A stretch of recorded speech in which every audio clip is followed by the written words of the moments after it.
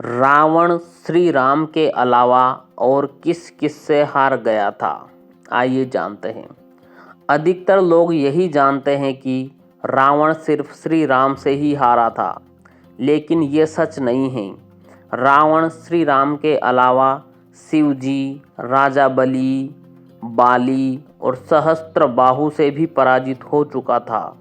आइए जानते हैं इन चारों से रावण कब और कैसे हारा था। बाली से रावण की हार। एक बार रावण बाली से युद्ध करने के लिए पहुंच गया था।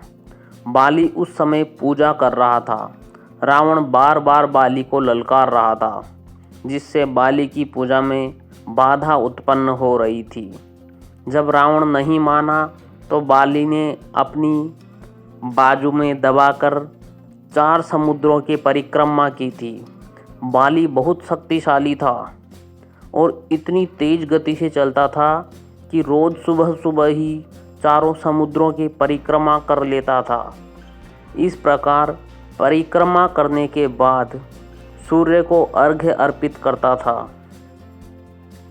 जब तक बाली ने परिक्रमा की और सूर्य को अर्घ्य अर्पित किया, तब तक रावण को अपने बाजू में दबाकर ही रखा था।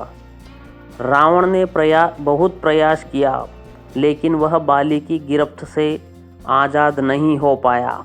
पूजा के बाद बाली ने रावण को छोड़ दिया था। सहस्त्रबाहु अर्जुन से रावण की हार। सहस्त्रबाहु अर्जुन के 1000 हाथ थे और इसी वजह से उसका नाम सहस्त्रबाहु पड़ा था। जब रावण सहस्त्रबाहु से युद्ध करने पहुंचा तो सहस्त्रबाहु ने अपनी 1000 हाथों से नर्मदा नदी के बहाव को रोक दिया था।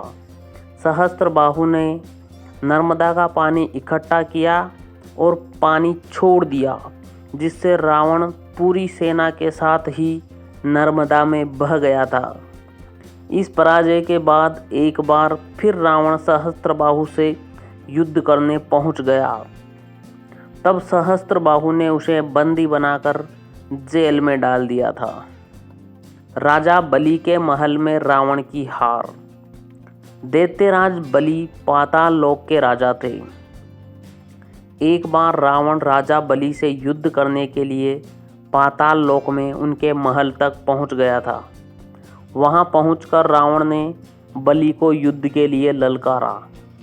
उस समय बलि के महल में खेल रहे बच्चों ने ही रावण को पकड़कर घोड़ों के साथ अस्तबल में बांध दिया था। इस प्रकार राजा बलि के महल में रावण की हार हुई थी। शिव जी से रावण की हार।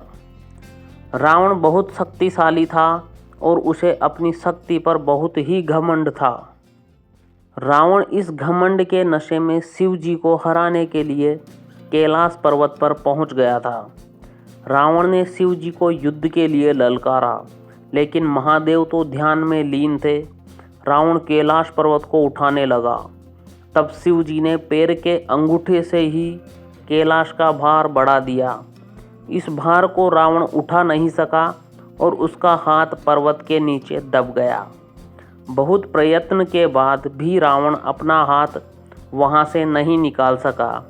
तब रावण ने शिव जी को प्रसन्न करने के लिए उसी समय शिव तांडव स्रोत रच दिया। शिव जी इस स्रोत से बहुत प्रसन्न हो गए और उन्होंने रावण को मुक्त कर दिया। मुक्त होने के पश्चात रावण ने शिव जी को अपना गुरु बना लिया। ऐसी ही और रोचक कहानियाँ सुनने के लिए हमारे चैनल को सब्सक्राइब करना ना भूलें। धन्यवाद। जय माता दी।